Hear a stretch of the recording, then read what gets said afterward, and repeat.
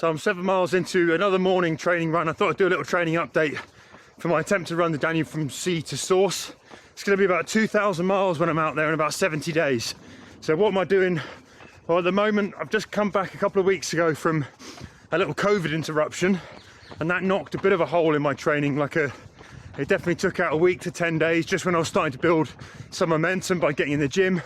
And I've been doing a mixture of kind of lifting, lots of strength work to kind of strengthen the legs, also open up the kind of hip flexors, all those things that are going to be tested when I get out there. But I've also been running lots and lots of low and slow heart rate kind of miles, just sort of plodding along like I am today, trying to increase the distance. A little while back, I started to put weight into my pack and add weight to the pack, and I had to ease off that a little bit because I've got a few little twinges down in the Achilles, and I think maybe I went too soon with some of the weight, so I've dropped off a bit of that and I'll start to pick that back up. I've got just under 2 months now basically left in the training, so we're getting into the really interesting bit. And one of the things that I have to do here, this is a balance for me between getting enough time on feet, getting enough kind of training in the legs, but I don't want to go to that start line in Romania in the Danube Delta tired. So I have to be sensible about what I'm doing here. And bearing in mind that I'm going to be running daily out there, there's almost quite a lot of time for me to sort of build up my fitness as I go. So instead of going out and doing loads of back-to-backs and getting to that start line with really tired legs, my plan here is to kind of go there a little bit undercooked in terms of my fitness and build it on the road whilst I'm there, get fitter as I go. So I want to go sort of feeling fresh and almost hungry for running when I get there, not tired and overtrained, which is a real danger because the temptation is to try and do as much as you can and think, well, I'll get those in so that I have the confidence. And that's the other thing.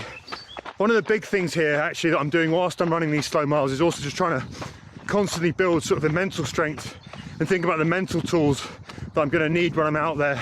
So as much of this is about kind of conditioning my brain, and I'm constantly sort of going through in my head, what I'm going to need to do, how I'm going to react, what's going to happen out there, how I'm going to need to behave every morning, all the things that I'm going to face, and just sort of going through the scenarios, thinking about them, not worrying about them too much, but trying to sort of get my head around them.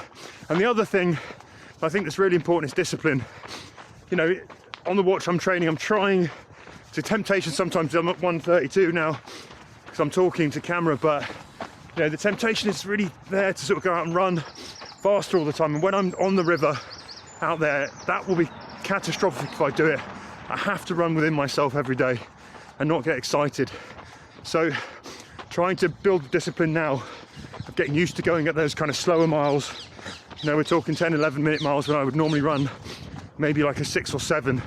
That is also going to be a challenge. It's something I've got to equip myself for. Moving at a slower pace, getting into a rhythm that works at that slower pace, and actually just starting to find a way to enjoy that level of movement, the ground that you're covering and all of those things. So I'm also going to be, the last two months, I'm going to be in the gym still. I'm going to be extending the miles. I've got another few bricks that I need to put into this wall, one of which is doing some wild camping, bivvying, and I have got planned in to do 2 or 3 days where I'll go and run a marathon a day, and I'll bivvy, sleep, get used to the rhythms of getting up when the sun comes up, going to sleep when the sun goes down, exactly how I'll attack it on the Danube. So there are many, many more things to come still. But yeah, for now it's just a question of also getting out and getting a big run streak going. So even if I'm not running big miles every day, so yesterday I only did 5k, but it's just getting out, moving the legs every day, just because that's exactly what I'm going to have to do. And I want to get the body used to that kind of feeling of, and the brain used to that feeling of we're going to be going again tomorrow. So that's pretty much it. I've got about another half an hour here to do today, and yeah, it's closing in, and I've got lots and lots of logistics and organisation to go.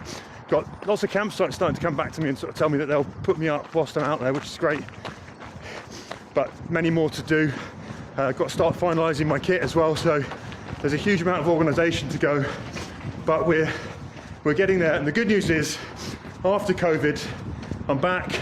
I'm starting to feel like a runner who has the capacity and the capability and the desire and the strength and the, I don't know, the overall confidence to go and take this on.